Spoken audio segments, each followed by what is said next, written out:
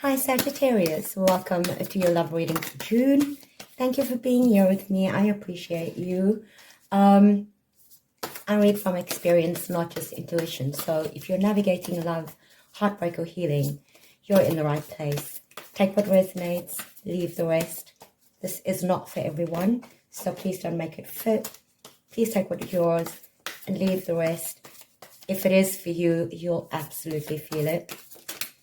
Let's see what comes through in the cards for you.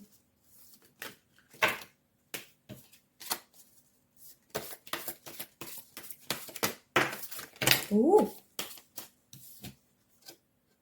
Lots of jumpers.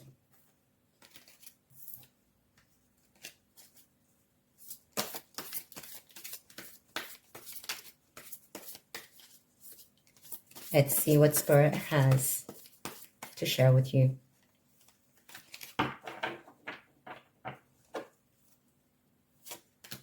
At the center of your spread, the Empress, crossed by the Two of Wands.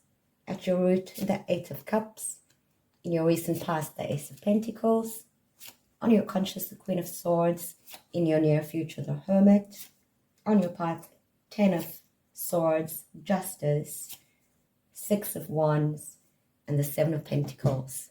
Let's dive in. At the center of your spread, Sagittarius, we have the Empress crossed by the Two of Wands. The Empress speaks to your capacity for deep love, nurturing, and creation. I feel like you're someone who gives fully and holds space for others, often shows up as the emotional bedrock in relationships. Crossed by the Two of Wands, this indicates a pause before action, weighing paths, envisioning the future, or looking out from where you stand, wondering, do I stay here or strike out in a new direction? You're at a powerful heart space crossroads. You've given so much, and now you're wondering, what do I want for myself? The Empress says, your love is healing and magnetic, but the Two of Wands asks if it's being received, returned, and truly seen. At your root, we have the Eight of Cups, which reveals walking away from something emotionally unfulfilling, even when it hurts, even when the heart wanted to stay. In your recent past, we have the Ace of Pentacles, which shows a desire for something solid, a stable, grounded beginning that offers long-term potential and security. These cards together says in the past, you've had to walk away from situations where love was deep but inconsistent, or where emotional connection lacked practical commitment. You've longed for something real, rooted, and dependable, but often you found yourself carrying the emotional load alone. On your conscience, we have the Queen of Swords. This brings sharp clarity. She's emotionally mature, but she doesn't tolerate illusions. After hurt, she leads with discernment, not bitterness. And the fact that she's a she has nothing to do with gender. Energy is fluid. It's just that this card shows up in the form of a she. In your recent future, we have the Hermit. This is a card of reflection, soul-searching, and healing through solitude. Again, this is not laziness. This is sacred quiet that you need to go through. So together, these cards say that your hope is for truth, clarity, and alignment, not just connection. You're entering, or you are currently in, a chapter of deep introspection where you're cutting through illusions and really seeing yourself apart from others. It's about finding your truth and protecting your peace, even if it means standing alone for a while. On your path, we have the Ten of Swords.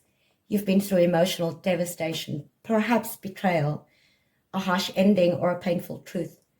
But this is also the end of that cycle. You can't go any lower.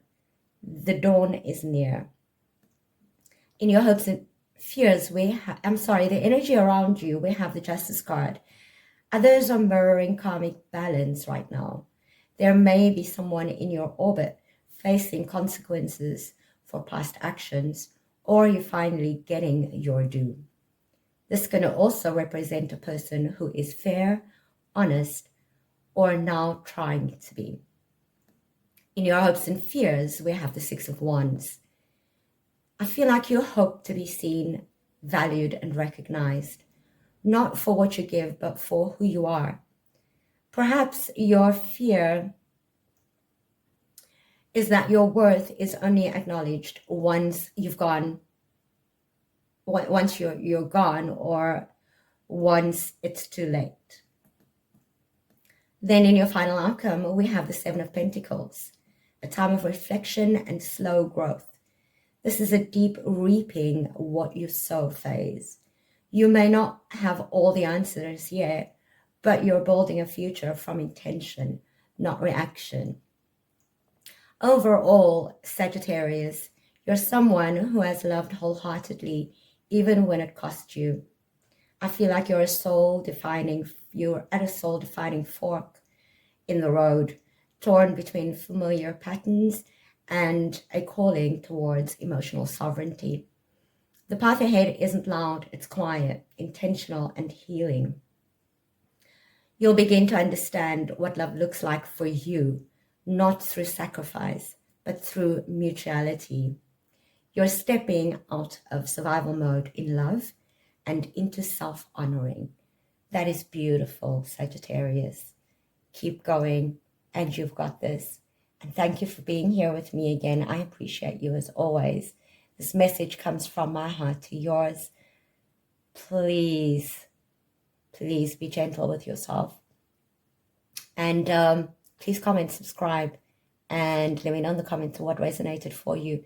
Also, press the notification button so that you know when I'm posting next. Thanks again for being here. Until I read you again, much love.